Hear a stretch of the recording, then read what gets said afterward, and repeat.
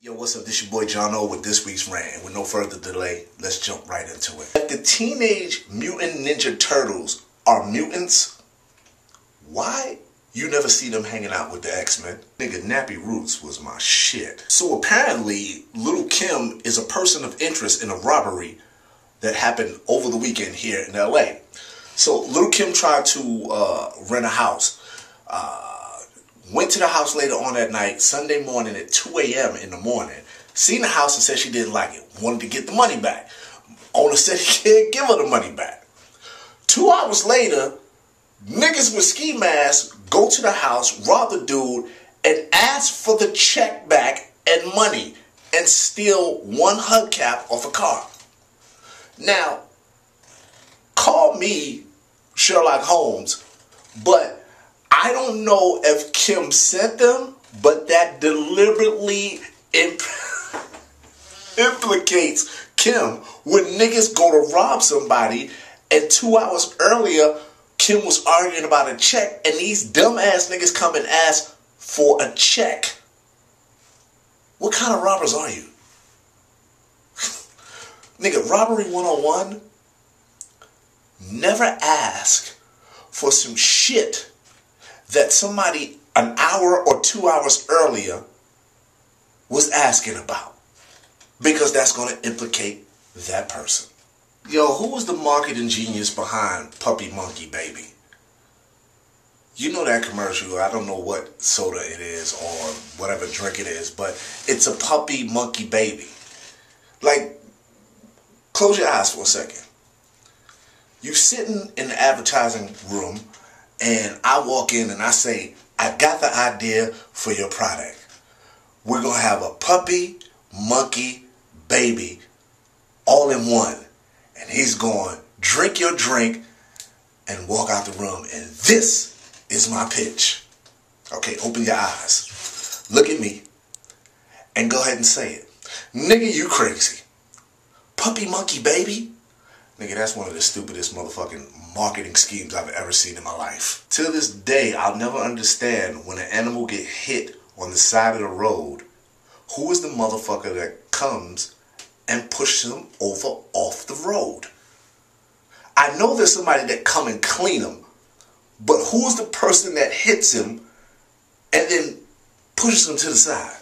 How is the hip-hop ad-lib this all of a sudden? What happened to, that's right, come on, bad boy? Niggas done fucked up the ad-lib. Every fucking song I hear now, niggas is, that's the ad-lib of hip-hop artists today. It's so fucking hilarious. Nigga, when is Chris Brown gonna actually get over Karuchi? He's fighting with Migos now because one of them is so-called dating her. Chris, man, let it go, man. You are a mega superstar. There's tons of women out there you can get. I know Karuchi is a bad motherfucker. She's bad. But come on, man, you Chris Breezy, babe. You can get other bad bitches, man. Stop fighting over this girl, man. Stop stalking her. It's not looking good for you, man. But I do appreciate you wanting to fight Migos, because the niggas are whack as fuck. Yo, I can't wait for the day that I'm in a fucking horror movie. But I don't want to be in a big production. I want to be in one of those B, C level horror movies where you get killed in the corniest fucking way. Something like Sharknado or some stupid shit like that. Vampire in Iceland. I want to be in one of those movies where I die the corniest and horrible death. Funniest video of the week is that motherfucking Safari video getting jumped. And the way that nigga Meek Mill stepped out the car on some real Dr. Evil type shit. And then all of a sudden, niggas is jumping him. And now he's saying he had nothing to do with it. Hilarious, man. Hilarious. Yo, congratulations to Jay-Z and Beyonce for having the twins, man. It's a great thing, man. That's awesome to bring new life into the world. And I'm going to piggyback on that by saying, shout out to Kanye and Kim for all of a sudden wanting to have another baby. See the pattern?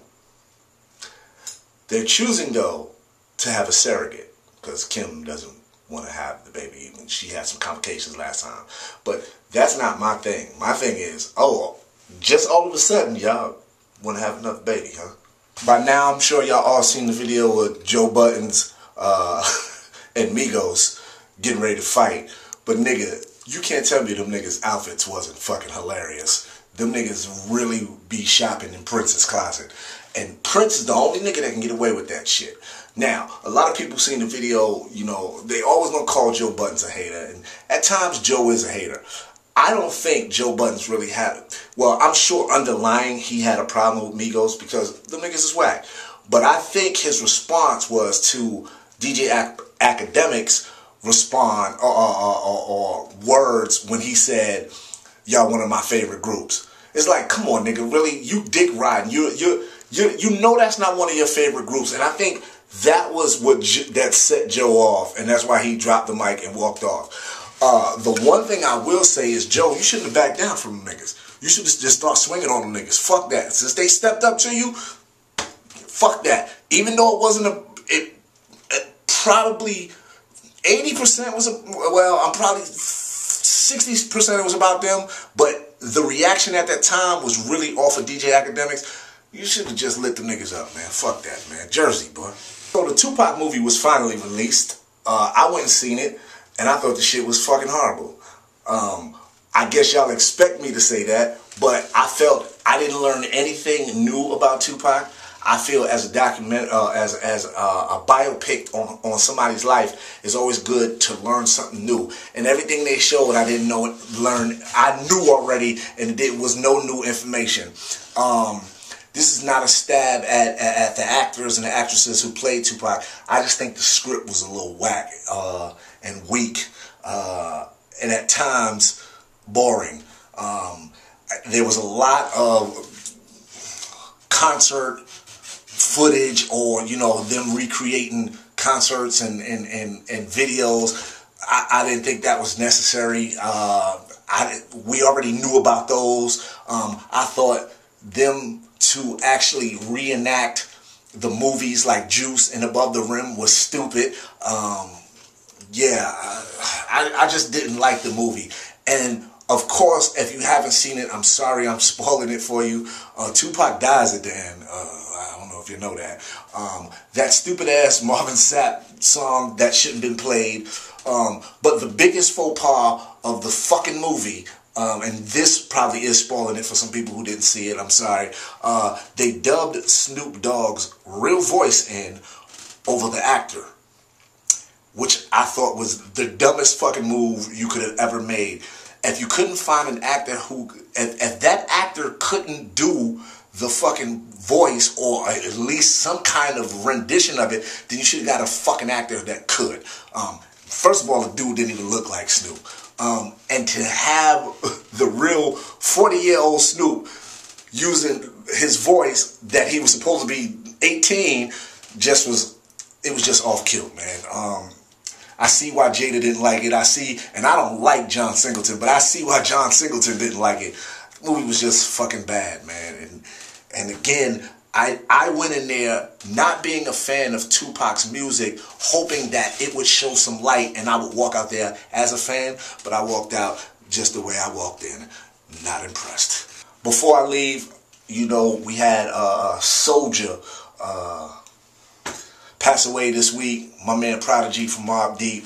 A quick Mobb Deep story. Back when I was younger, I used to go to this place in the Bronx called Skate Key, man.